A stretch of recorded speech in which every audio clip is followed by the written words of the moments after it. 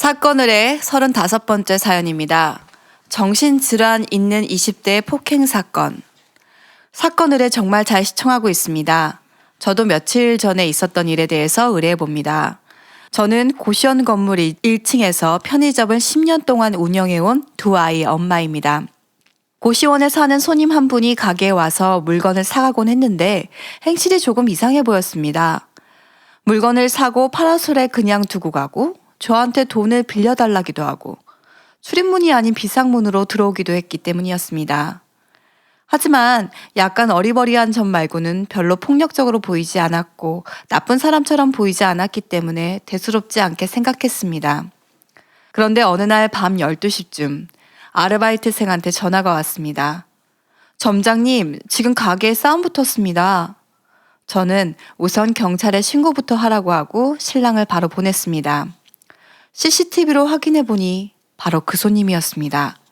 파라솔에서 2명의 남자가 맥주를 마시고 있었는데 시비가 붙은 것인지 묻지마 폭행인지 한 명을 넘어뜨린 후 바닥에 얼굴을 밀어두고 발로 밟고 옆에서 같이 맥주 마시던 사람이 말리려고 하자 갑자기 얼굴을 주먹으로 때렸고 저희 알바생이 밖에서 시비 붙은 걸 보고 말리는 도중에 안경이 날아가고 안경을 줍는 사이에 달려들어 얼굴만 집중적으로 때렸습니다. 가게 안에서 물건을 고르던 손님분도 말리다가 얼굴을 맞았습니다. 이렇게 4명을 폭행하고 중간에 경찰이 왔는데 도망도 안 가더라고요. 심지어 가게 안에서 경찰이 피해 사실을 확인하는 도중에 갑자기 들어와서 또 때리려고 했습니다. 그렇게 현행범으로 경찰차 타고 끌려갔고 알바생과 나머지 피해자분들은 병원에 갔습니다. 한 분은 얼굴에 피가 많이 묻고 눈이 퉁퉁 부었으며 저희 알바생은 눈옆이 찢어지고 꼬맸습니다. 나머지 2분은 다행히 비교적 양호했고요. 평소에 전혀 운동을 하는 것 같지도 않았는데 어떻게 4명의 얼굴을 순식간에 폭행했는지, 심지어 폭행한 사람은 한 대도 맞지 않았습니다. 다음날 고시원 관리자분께 이 사실을 이야기하고 대화를 나누다 보니 제가 알지 못했던 사실이 있더군요. 폭행한 사람은 나이는 27살이고 사이비 종교에 빠졌었고 정신질환도 있다고 합니다. 부모가 사는 집은 차로 3시간 거리인데 일주일에 한 번씩 와서 먹을거리를 사주고 가고 한 달 전쯤 교회에서 난동을 부린 적이 있어 경찰이 고시원으로 찾아온 적이 있었지만 연행되지 않고 그냥 마무리 지었었는데 고시원 관리자분이 부모에게 연락하여 방 빼서 데리고 나가라고 하니까 그 사람이 다시는 말썽 부리지 않겠다고 집에 보내지 말라고 사정을 했다고 합니다. 한 번만 더 일이 생기면 그땐 바로 나가라고 경고도 했다고 하는데요. 고시원은 낮에는 격리가, 밤에는 관리인이 24시간 근무자가 있는데 한 달에 2번 비는 타임이 있다고 합니다.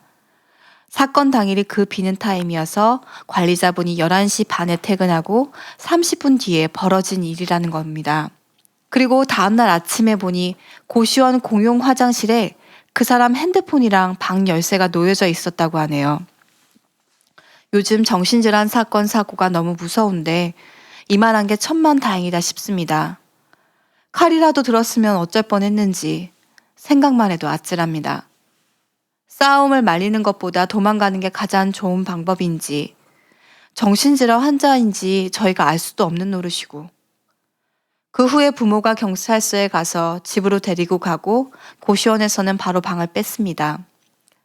알바생한테 들은 이야기로는 그 사람의 부모와 경찰분들이 정신질환이 있으니 잘 합의해봐라, 이해하라는 식으로 이야기했다고 합니다. 그리고 저희 알바생은 300만 원에 합의받다고 하네요. 나머지 피해자분은 어땠는지는 잘 모르겠습니다. 저는 그 사람이 고시원으로 다시 돌아온 게 아니라 원래 집으로 돌아가서 얼마나 다행인지 모릅니다. 만일 인근에 다시 거주한다면 정말 무서울 것 같습니다. 그리고 그런 사람이 또다시 어디서 어떤 일을 벌일지 모르고 고시원 관리가 비는 시간에 휴대폰과 열쇠를 버려두고 폭행을 했다는 게 계획적이란 생각이 듭니다. 그 부모가 정신질환을 적극적으로 치료한다는 보장도 없고 이런 사람들 사전에 미리 격리시켜야 하지 않나 싶은데 바로 집으로 보내는 건 아닌 것 같다고 생각합니다. 세상이 너무 무섭습니다. 이분이 궁금한 게 결국은 한 2가지 정도 되는 것 같은데요. 네.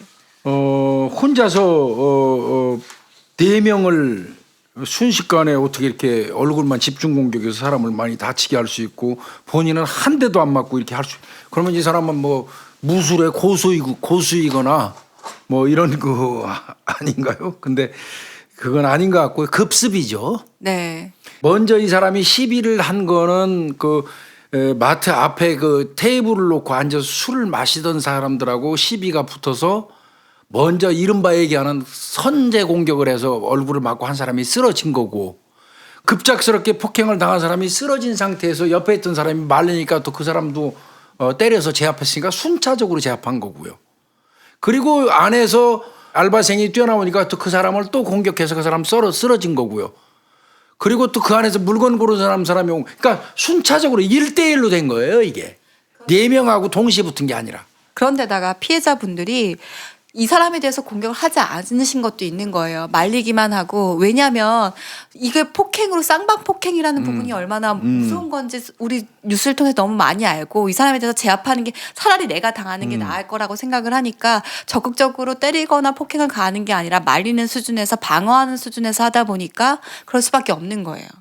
이게 그러니까 순차적으로 4명하고 동시에 이 사람이 붙었으면 절대 이 사람이 안 맞을 수도 없고 그렇게 공격할 수도 없어요.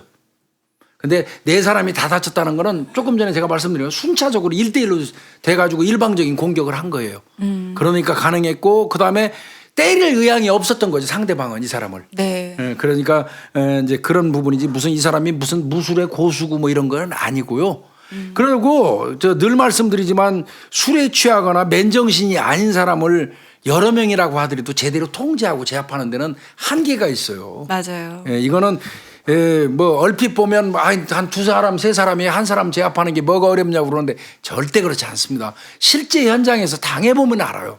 이게 약간 정신질환이 있고 술도 약간 드셨던 것 같은데 힘이 있죠. 네, 알코올이나 통제력이 강화됐을 때는 내 앞에 그 미래를 생각하지 않는 그러면. 거예요. 어떻게 뭔가 우리는 통제력이 있을 때는 이 정도까지만 가야지 해서 제어를 하는 게 있는데 이 술을 많이 먹거나 정신질환이 있는 사람들은 제어가 아예 되지를 않다 보니까 자기 안에 모든 힘들을 다 쓰게 되거든요. 그럴 때는 통제력이 있고 방어를 해야 된다고 생각하고 공격을 하지 않아야 된다고 생각하는 사람 입장에서는 다 막을 수가 없는 거예요. 그러니까 이성이 있는 사람은 같이 대응해서 이길 수가 없어요. 네. 앞뒤 가리지 않는 사람은 있는 에너지를 다 발산하면서 뛰어들고 덤비지만 이 사람을 내가 때리거나 잘못하면 내가 이 사람만 또 이 사람 때문에 처벌받을 수 있어 뭐 이런 생각을 조금이라도 하는 분들 같으면 이 사람하고 대응해서 이 사람을 효율적으로 제압하기가 어렵거든요. 네. 근데 대다수의 경우에요 피해자들이 맞아요. 이 경우 뭐 이 사람은 약간 정신 상태도 흐릿한 데다가 약간의 술을 먹어가지고 미친 듯이 날뛰는 사람이고 나머지 사람들은 앞일을 걱정하는 사람들이잖아요. 그러다 보니까 아마 이렇게 일방적인 피해가 날 수밖에 없었던 걸로 저는 보여지고요. 부모들이 300만 원 주고 합의했다고 그러는데 뭐 이제 아마 이 눈 부위가 아마 찢어지거나 이제 이런 거 봉합 시술했겠죠.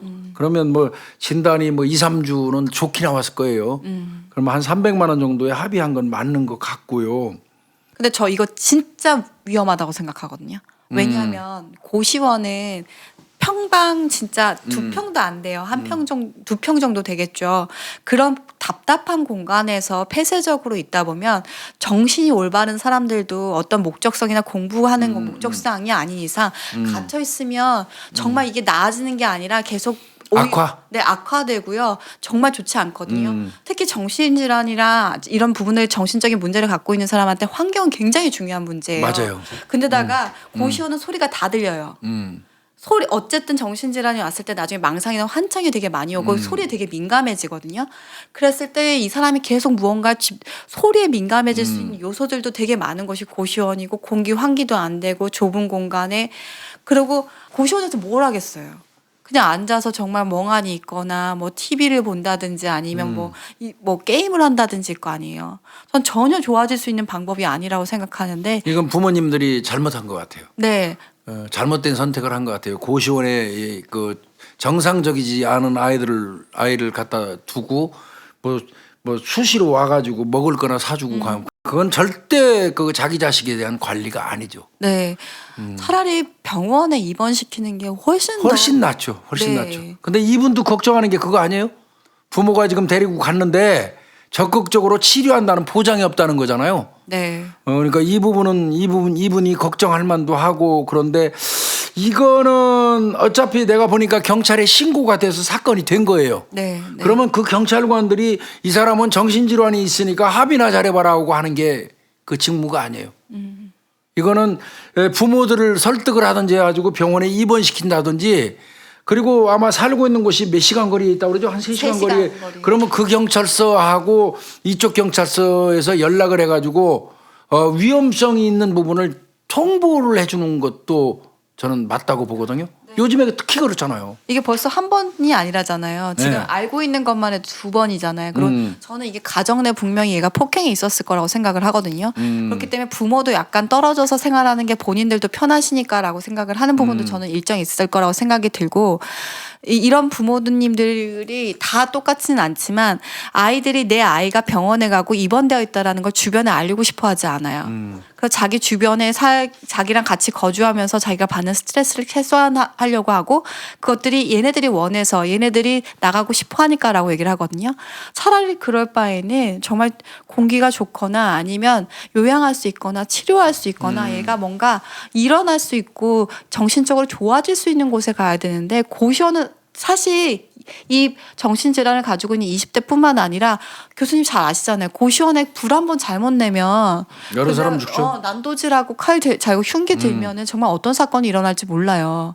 이거는 부모님들이 우리 방송을 들을지 여부는 모르겠습니다만은 이거는 지금 올바른 방법이 아니라는 거 다시 한번 말씀드리고 싶고 이 고시원으로는 안 온다고 안 받겠죠? 네. 안 온다고 하더라도 또 아들이 뻑뻑 우기면 다른 고시원 갈 수도 있어요. 그러면 이거보다 더 큰 사건이 발발할 수 있는 여지는 있으니까 우리 방송을 들으실지 여부는 모르겠습니다만은 이거는 올바른 방법이 아니라는 거 분명히 말씀드리고요. 너 하나는 제가 꼭 말씀드리고 싶어요. 그 이 사건 취급했던 지금 관할 경찰서 이 경찰서는 3시간 거리에 있는 다른 관할 경찰서에 이런 사실을 통보해 주는 걸 게을리해서는 안 됩니다. 네. 그래서 그 경찰서에서도 이 사람에 대해서 주목할 수 있도록 분명히 통보해 줘야 될 겁니다. 그리고 저는 더 조사를 해야 될 게 도대체 왜 이 사건이 발단이 났는지에 대해서 범행 동기라든지 이 20대 청년이 뭐에 자극을 받았는지 그리고 고시원에서도 어떤 폭행 사건이 일어났을 때 어떤 자극이 있었는지에 대해서 어떤 사건이 뭐가 시초가 돼서 이런 발발이 일어났는지 아니면 정말 정확하게 그냥 환청이었는지 망상이었는지가 굉장히 중요하거든요. 만약에 환청이나 망상에 의해서 그랬다고 한다면 정말 입원해야 되는 각인 거고요. 아니면 어떤 자극이나 어떤 무슨 일이 있어서 조그만 요소가 있어서 있다면 이 사람이 치료할 때 그런 부분들이 분명히 공격성을 자극하는 요소가 있다라는 게 이 사람 치료엔 분명히 중요한 요소거든요. 하여튼 그래서 제가 맨날 요구하는 거예요. 솔직히 말씀드려서 경찰한테 현장 나가고 폭력 사건이 발생했는데 그 사람의 정신 상태까지 경찰한테 판단하라고 그러는 거는 솔직히 말씀드려서 무리예요. 맞아요. 네, 그래서 경찰 입장에서는 사건 그 자체만 다룰 수밖에 없어요. 여 때려서 찢어져서 진단 2주, 여기 때려서 진단 3주, 폭력행위 등 처벌에 관한 법률 위반, 혹은 상해치상, 이걸로 경찰이 자기 직무를 다 했다고 할 수밖에 없어요. 그래서 제가 늘 요구하는 게 가족이 와가지고 우리 아들은 정신 상태가 조금 이상합니다. 경찰관 아저씨들 참작해 주세요 하고 만약에 얘기를 한다면 그 순간 바로 24시간 당직 근무하는 그 지역 보건센터에 있는 사람을 불러내서 그 사람으로 하여금 그런 사람들을 면담하고 거기에 상응한 조치를 취할 수 있는 시스템을 구축하라는 거예요. 맞습니다, 교수님. 예. 왜냐하면 진짜 이게 한 사건에서 끝나는 게 아니에요. 그럼요. 이게 이 사람이 어떤 일을 잃을지를 모르겠고 이 사람에 대한 데이터베이스를 항상 구축해 놔야 되는 게 가장 위험을 방지할 수 있는 방법이거든요. 근데 맞아요, 교수님. 이게 전문가가 아닌 이상 이 사람의 정신질환에 대해서 정확하게 판단할 수가 없어요. 없어요. 네, 사태의 심각성도 잘 모르고요. 맞아요. 그리고 아까 여기 편의점 지금 사연 보내주신 분도 그렇잖아요. 평상시에는 아무렇지도 않고 그냥 이상한 그러니까요. 행동만 하다 보니까. 근데 제가 봤을 때 이거 벌써 지금 사고의 인지에 문제가 생겼거든요. 그래요. 물건 사가지고 파라솔에 놔두고 가고. 네. 이거는 이미 비상문으로 왜 들어와요? 자기 사회생활 자체에 문제가 생겼다는 부분이에요. 이런 경우는 약물을 치료하든 이런 경우는 혼자 있으면 약도 잘 안 먹거든요. 안 먹죠. 네. 당연히 안 먹죠. 치료도 잘 안 받을 거예요. 그렇기 때문에 이런 부분들은 분명히 필요해요. 관리가 정말 필요하거든요. 근데 관리가 안 돼 있다는 게 너무 안타깝고 이런 사건만 다룰 때마다 너무 답답해요. 나는 이런 부분에 대해서 경찰청에다가 건의는 좀 했어요. 조금 전에 말씀드린 것처럼 사건 현장에 나가서 폭력 사건이건 무슨 사건이 발생했을 때 경찰이 진압을 해놓고 조사하는 과정에서 올바른 정신 상태가 아닌 사람이 발견된다면 지금부터는 사건 처리하는 걸로 끝내서는 안 된다. 부모한테도 연락하고 그 사람이 그 지역에 사는 사람이 아니면 해당 경찰서도 연락을 해줘야 되고 그리고 이제 빨리 저 시스템을 구축해서 빨리 저 보건복지부라든지 이런 데 요구해서 24시간 그 관찰할 수 있는 그 직원 대기하고 있다가 나와서 경찰로부터 이 사람의 행태를 듣고 상응한 조치를 취할 수 있는 시스템을 구축해라. 이게 이제 앞으로 우리가 해야 될 일이에요. 네. 경찰이 단순히 그래 너 진단 3주 너 때렸으니까 처벌 그걸로 끝나서는 이제 안 된다는 거죠. 그리고 이런 사람들 만나면 어떻게 대응해야 되냐라는 질문을 살짝 하시잖아요. 절대 소리치지 마세요. 소리 지르면 안 돼요. 소리 지르시지 마시고 야단치지 마시고 뭐냐고 하지 마세요. 그냥 이 사람들의 가장 좋은 거는 일정 거리를 유지하면서 계속 구슬리는 방법밖에 없어요. 아예 외면을 하면 자기를 무시한다라고 하거든요. 그래서 이 대응 방법에 대해서 정확한 대응 방법은 사실 없어요. 근데 잘 대처한 사람들을 보면은 일정 거리를 두고 거기 앞에 뭐 장애물이라든지 이런 게 있거나 이러면은 그 관계를 유지하고요. 절대 무기를 보여서는 안 돼요. 뭘 짚거나 하시지 말고 살짝 보이지 않는 선에서 짚고는 있을 수 있지만 그걸 절대 보여서는 안 되세요. 그리고 소리 지르거나 아니면 그 사람들한테 자극을 줄 수 있는 말을 하지 않은 상태에서 가장 말로써 시간을 버는 것이 가장 중요해요. 그런 방법들 진짜 제가 절대 말씀드린 게 공격적으로만 대하지 마세요. 그래도 어느 정도 시간을 버실 수 있거든요. 근데 이미 이 경우는 공격을 해가지고 사람을 다 다치게 해놓은 그런 상황이잖아요. 네, 그래서 제가 중요하다라고 말씀드렸던 게 이 사람들이 어떻게 사건이 처음에 일어났는지에 대해서 아는 게 되게 중요해요. 어떤 자극이 있었는지 없었는지에 대해서 자극이 없었던 상태에서 만약 이 사람이 공격을 했다면 우리는 어쩔 수 없어요. 그들의 정신질환인 것에 대해서. 하지만 어떤 자극에 대해서 반응을 했다고 한다면 그 자극을 최대한 줄여줄 수 있는 방법들이 알고 있는 게 되게 중요하거든요. 그리고 남성의 경우 조금만 강하게 어필하거나 표현을 해도 되게 세게 나올 수 있어요. 그렇기 때문에 그런 부분들. 그리고 이럴 때는 어쩔 수 없어요. 제일 잘하신 거예요. 신고하고 남자분 내보내고. 피하는 수밖에 없어요. 이 경우는. 맞아요. 네. 뭐 특별한 답이 없는 거고 뭐 이런 사람 온전한 정신 상태가 아니라고 물론 뒤늦게 알았겠지만 네. 그런 사람이라면 개입하지 않는 게 맞는 것 같고요. 네. 이건 결국은 사회가 해결할 문제예요. 국가가. 뭐 느닷없이 폭행을 당했어요. 그러면 같이 만약에 때리거나 제압을 했어요. 그러면 정당방위가 될 수는 없습니까? 싸움에 있어서 정당방위는 존재하지 않아요. 저 사람이 선제 공격을 했기 때문에 나도 맞대응해서 같이 때렸다 그러면 뭐 참작은 되지만 싸움 그러니까 치고받고서 하는 과정에서 정당방위를 인정받기는 어렵거든요. 저 사람이 2대 공격했는데 내가 제압하면서 3대 때려도 안 되는 거고.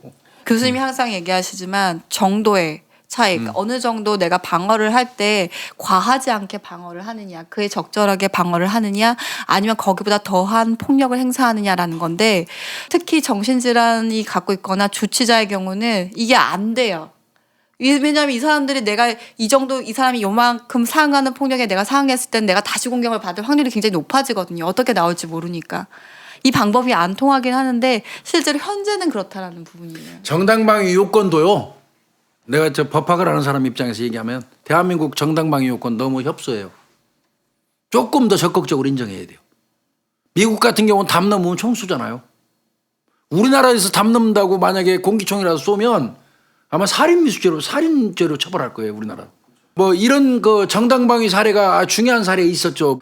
집에 왔더니 도둑놈이 들어왔어요. 그 도둑놈 제압했어요. 그 옷걸이인가 뭐 빨래거리인가로 때린 걸로 해가지고 그 사람이 결국 그 도둑놈이 죽었어요. 그래서 그 과잉방위로 처벌받은 사례가 있어요. 도둑놈을 제압을 했으면 제압한 걸로 끝나야 된다는 거야. 물론 큰 처벌은 안 받았지만 그런 것처럼 정당방위 요건 같은 게 우리나라는 굉장히 까다롭다고요. 비례 원칙에 의해서 뭐 그놈이 주먹으로 나 2대 때렸는데 나는 3대 때리면 안 되고 거기에 상응하는 만치만 쓰라는 거고 하여튼 속된 말로 까는 소리 하고 앉았는데 이거 대한민국 그 이 정당방위 이 요건은 좀 더 좀 확대해야 돼요. 근데 만약에 상황에 대비해서 내가 죽으면 안 되잖아요. 내가 다치면 안 되잖아요. 이런 경우 내가 그런 경우는 대응해야죠. 네, 대응해야 되잖아요. 이런 경우는 나중에라도 어떻게 되실지 모르니까 CCTV라든지 주변 목격자 진술 다 받아놓으시는 게 나중에 사건 해결할 때는 좀 더 도움이 많이 되세요. 내가 왜 이렇게까지 해야 되지라고 생각하실 수 있지만 하지만 CCTV라든지 목격자라든지 그 상황에 대해서 좀 더 디테일하게 찍어놓을 수 있는 카메라나 녹음해올 수 있는 것들을 해두시는 게 그래도 나중에 좀 방어를 하시는데 도움이 많이 돼요. 하여튼 이 경우 같은 경우는 뭐 이 사람이 뭐 갑자기 공격을 해왔겠죠. 테이블에 앉아있는 2사람한테 그중에 한 사람한테 시비했고 그 사람이 뭐라 하니까 갑자기 주먹으로 때렸으니까 그냥 아마 무방비 상태에서 27살 먹은 사람이 주먹질을 하고 안면을 제대로 맞으면 정신 못 차려요. 맞아요. 이미 아마 맞은 사람은 항거할 수 있는 형태가 못 됐을 거예요. 분명한 거는 술에 취했거나 온전한 정신 상태의 소유자가 아닌 경우에 이 사람들이 날뛰기 시작하면 그 한 사람을 제압하는데 적어도 서너 명이 힘들어요. 쉽지 않습니다. 걱정하시는 거 잘 압니다. 이런 상황에서 어떻게 대응해야 될지. 그리고 매번 이런 사연들이 올라올 때마다 저희도 사실 반복적인 얘기밖에 할 수 없다라는 것이 마음이 안타까운데요. 그렇기 때문에 어떻게 보면 시스템이 정말 잘 갖춰져야 그래요. 되고 우리 의식에 대한 부분들도 잘 정리가 돼야 될 거라는 생각이 듭니다. 사연 보내주셔서 감사하고요. 여기서 네, 사연 마무리하도록 하겠습니다. 감사합니다. 그렇습니다.